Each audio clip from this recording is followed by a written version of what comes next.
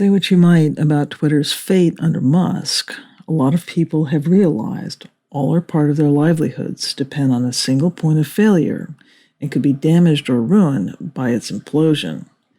As a result, people have sought out alternatives. And I think this is a silver lining. A lot more people now understand just how vulnerable they are to single points of failure in digital communication, and as a result, viscerally understand the downside of private ownership of their own society's commons. These platforms dominate and shape their network, yet its value is the people in it. The truth is, most of our livelihoods are now slave to a mass of crucial but privately held platforms that can be snuffed out by economic circumstance, malice, or incompetence. As tenants, we can be suppressed by them, and we are always being exploited by them. The Western value of liberty is a fantasy when there are immense migration costs, or simply no equivalent. More broadly, any number of events have demonstrated that consolidation has chipped away at the listed virtue of free trade or markets, that is, robustness and choice. Thanks to supply chain consolidation, the Fukushima disaster menaced the auto industry. Chip manufacture in Taiwan menaces nearly every consumer and industrial product.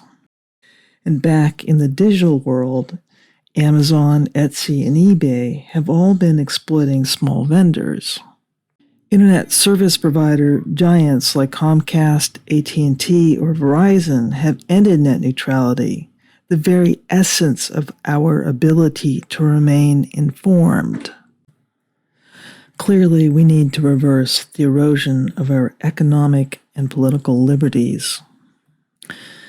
Digital communication is essential to today's political and economic life, just as the Postal Service was before it.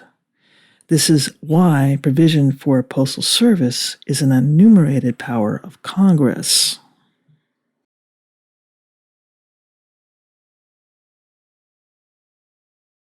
Amongst many measures, maybe the USPS should be re-envisioned to be its modern equivalent. The Internet has replaced the medium of the Postal Service, but not its essential function.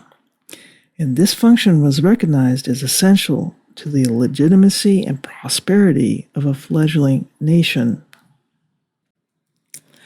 As a society and as individuals, we need to take it upon ourselves to provide platforms for commerce and conversation that are independent of private entities.